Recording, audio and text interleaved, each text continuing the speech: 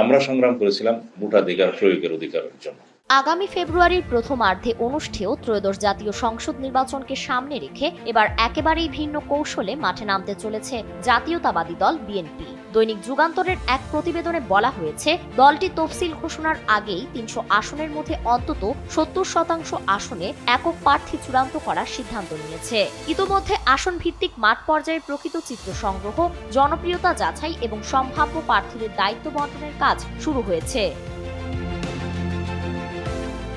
প্রতিবেদনটিতে বলা হয়েছে, সোমবার রাতে সর্বোচ্চ নীতি নির্ধারণী ফোরাম জাতীয় স্থায়ী কমিটির বৈঠকে ভোটারদের ডোর টু ডোর গিয়ে জনসম্পৃক্ততা বাড়ানোর সিদ্ধান্ত নেওয়া হয়েছে।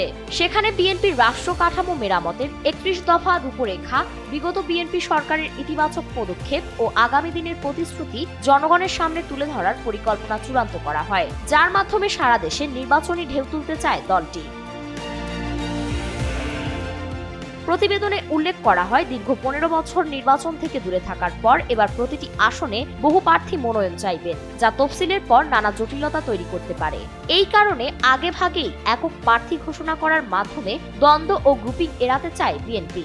এতে মনোনয়ন না পাওয়া নেতারাও ঐক্যবদ্ধভাবে একক প্রার্থীর পক্ষে প্রচারণায় অংশ নেবেন, এমন প্রত্যাশা নীতি নির্ধারকদের। বিএনপির হাইকমান্ড এবার তরুণ, ত্যাগী ও জনপ্রিয় নেতাদের বেশি সুযোগ দিতে চায়। যাদের বিরুদ্ধে সুনির্দিষ্ট অভিযোগ আছে বা মাঠে গ্রহণযোগ্যতা নেই, তাদের মনোনয়ন দেওয়া হবে না। বিএনপির ভারপ্রাপ্ত চেয়ারম্যান তারেক রহমানের কাছে মনোনয়ন প্রত্যাশীদের পূর্ণ আমলনামা ইতোমধ্যেই রয়েছে।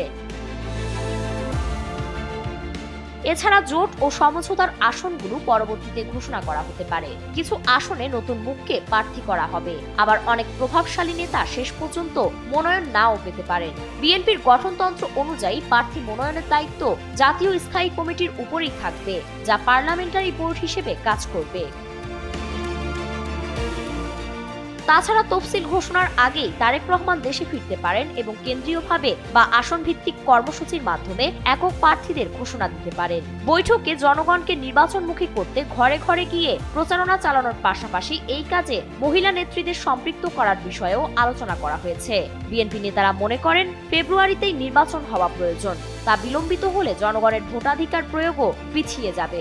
বিএনপি প্রতিশ্রুতি দিয়েছে, নির্বাচনে বিজয়ী হলে তারা রাষ্ট্র কাঠামো মেরামতের ঘোষিত ৩১ দফার ভিত্তিতে দেশ পরিচালনা করবে। নীতি নির্ধারকদের বৈঠকে দ্রুততম সময়ের মধ্যে নির্বাচনী ইশতেহার প্রণয়নের কাজ শেষ করার সিদ্ধান্ত নেওয়া হয়। বৈঠকে জুলাই জাতীয় সনদ নিয়েও আলোচনা করা হয়। তারেক রহমান লন্ডন থেকে ভার্চুয়ালি যুক্ত হয়ে বৈঠকে সভাপতিত্ব করেন এবং নেতাকর্মীদের নির্বাচনমুখী কর্মকাণ্ডে সক্রিয় থাকার নির্দেশ দেন। ফারিন রহমান, কৃতি, এনটিভি।